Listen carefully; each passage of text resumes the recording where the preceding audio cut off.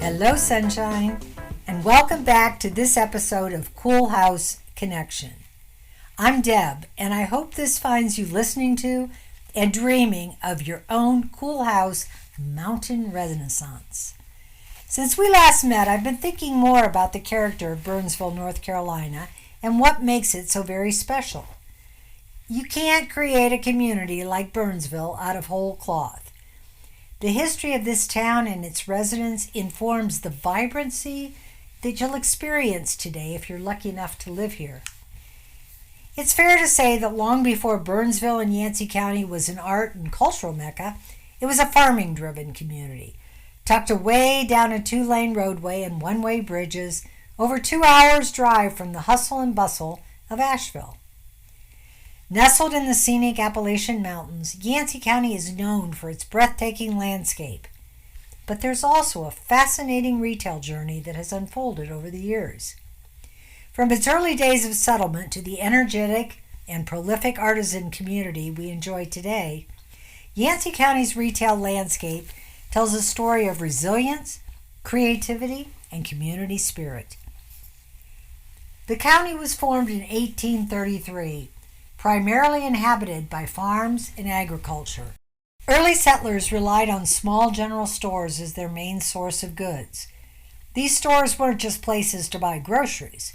They served as essential community hubs where people gathered, socialized, gossiped, and shared news. The general store was vital for the local economy and was a cornerstone of social life. With the advent of the railroad in the late 19th century, the landscape of retail began to change. The increased accessibility allowed local businesses to expand their offerings and reach new markets. It wasn't long before specialized stores started to emerge, and that transformed the retail scene. Fast forward to the mid-20th century, real diversification in retail began to emerge. The reason for it was tourism. Tourism began to flourish, spurred by Yancey County's stunning natural attractions like the Blue Ridge Parkway and Mount Mitchell. As a result, shops began catering to visitors. Gift shops, outdoor supply stores, and local artisan crafts absolutely flourished. Speaking of artisans, it's hard to understate Yancey County's rich craft heritage. Our area is a haven for skilled craftspeople, potters and woodworkers and weavers. Their shops have become cherished parts of the local retail landscape. It's where shoppers can find unique handmade goods that reflect on the mountain culture. Our next podcast will highlight some of our incredible arts retail. But today, let's focus on a mix of the local businesses, from boutique shops to antique stores, each one of which is helmed by a wonderful entrepreneur. Finding bright spots in the midst of difficult circumstances is a character trait Yancey County residents are blessed with, and visitors notice it even if they can't quite put a label on it. Resiliency is the modus operandi of folks here. That's why even in the face of the recent Hurricane Helene devastation, Yancey County and Burnsville are shining and are especially bright. Truth is, you can tell a lot about a community by the quality, diversity, and genuinely cool retail establishments that draw together the community. It's tough to make a living in retail. We all know that, no matter where you are. But for these specialty operators, it's an exceptional show of love for where we live. I'd like to start with Plott Hound Books, an independent bookshop named after the North Carolina state dog. It's run by the enigmatic Ronnie Lundy. It's not every day that a James Beard Award-winning cookbook author brings her devotion to lifelong learning to curating a collection of thought-provoking and pure enjoyment literary selections. We in Burnsville are so lucky. Ronnie lets her passion for critical thinking treat us to the very best of best books, all from top drawer authors that we might not find anywhere else. From her leopard print comfy chair in the corner, little kids to adults alike find a perfect place to curl up and engage. Across the street from Plott Hound Books is Yummi Yarns. Life revolves around the salon atmosphere that Wendy Reed creates and cultivates as she crafts and teaches her passion for the needle arts. Even those of us who couldn't knit or crochet if our lives depended on it find ourselves drawn to the comfy ambiance and wealth of her local knowledge. As a realtor in Burnsville and Yancey County, I can't tell you how many clients who are new to town have filtered to me from Wendy's warmth and welcoming. Always learning, always encouraging, Wendy is an inspiration. Turning to fun, fun comes in every nook and cranny of Something Special toy store run by Dennis and Tina. I remember the first time I walked by their shop. I was mesmerized by the giant and operating Lego Ferris wheel in the front window. I'm still mesmerized every time I walk by or stroll through. With beautiful, slightly creaky vintage floors that just seem to show off the coolest toys, any kid would be lucky to receive one, and the joy of giving those smiles is just the best. Next door, women for years have found themselves drawn to the classic dress shop, The Grapevine. Always fresh in its collections, Katie understands what Burnsville women and visitors crave in their up-casual attire. Comfort is key, and fit makes each one styled to perfection. Before I turn my attention to the compelling arts establishments in the heart of our town, next episode, I just have to call out Sue and her FillMore. One of the smartest concept stores I've run across, FillMore leans into the earth value sensibilities of our fellow citizens by offering us an unparalleled source of cool, renewable household and personal care items. Sue and her beloved African Gray welcome us with booming voice and snappy rejoinders. I never go into FillMore and come out with only what I went in for. There's always a gadget, a new device, a beautiful new color, or a clever storage solution I didn't even know existed. For a travelholic like me, it's a trove of delights. And you won't find a FillMore on Biltmore in Asheville. It's a Burnsville cool thing. Round the corner and a few stores away next to the music shop is the one and only Burnsville Candle Company.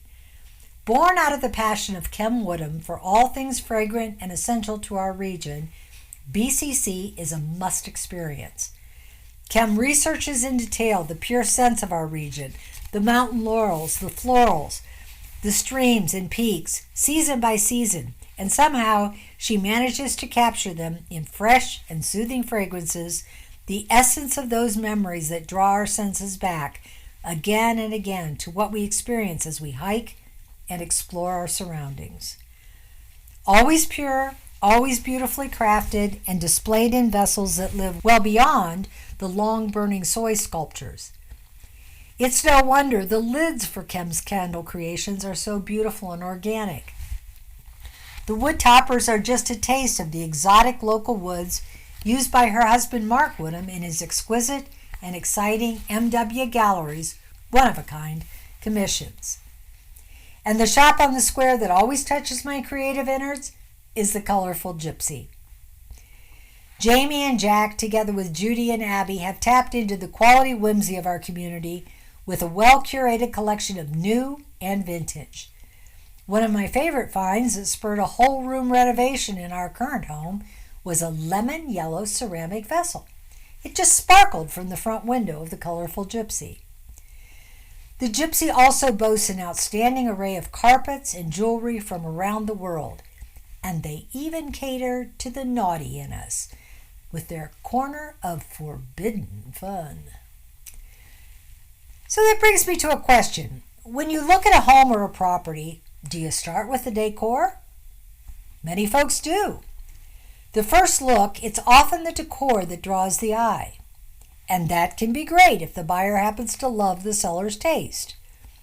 But the reason my counsel to my sellers is to declutter and depersonalize and do it before listing is that furnishings can repel as well as compel.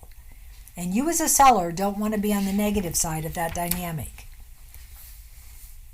Take, for example, a recent river estate I previewed on behalf of a client. The bones of this particular large home were exceptional. It had the light, the height, and the views to draw in even the most discriminating buyer. But because the furnishings the seller had chosen to leave in their home for showing, the net overall impression was that the estate was dated and tired. In short, it lacked warmth, and no amount of freshly baked bread wafting could overcome the sense that it was a house, but not yet a home. If I put on my designer for a day hat, I wanted to wave a magic wand and put in the cues of comfy, overstuffed furniture, pillows, luscious fluffy towels, and upgraded ambient lighting in key rooms to help it feel alive and welcoming. Vacation homes naturally conjure the hope that being in that space will make lifetime memories to cherish, especially in the mountains. For years, that's why we realtors would spend the time and energy to physically stage a property before listing it. Now we can do that virtually and help buyers get closer to the experience of what best living in that space could be like. It comes down to that vision thing. Most folks haven't cultivated the skill set necessary to create a real home out of a simple, good structure. That's okay, folks can't be good at everything. But the one thing everyone can do is to think about the vibe they want their room or residence or view to have. How do you want to feel in the space? Yes, if you listen, the house will tell you what it wants to be. But does that mesh with what you, the buyer or inhabitant, wants to feel when you're in the space?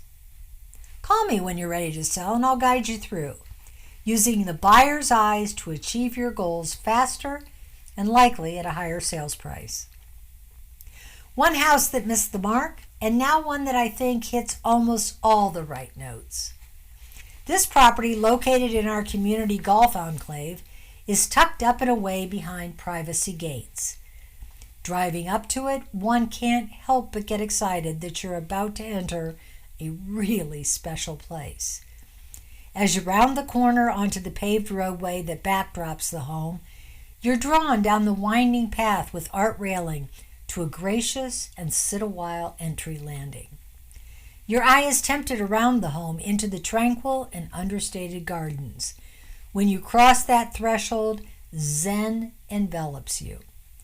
In this fully furnished home, you just know every aspect of the home has been cared for and curated with the same love and skill as the art, the objects, and the quality design throughout.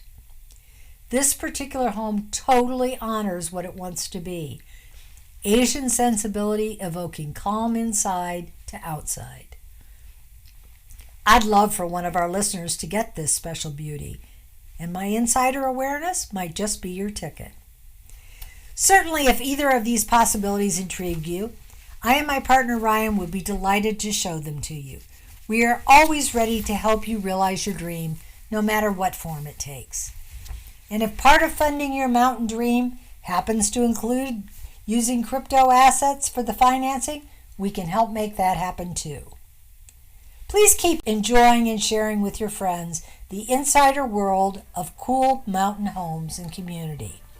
Next episode, we'll do a deeper dive into the amazing Yancey County art scene and more hidden asset real estate treasures. Until next time, stay cool.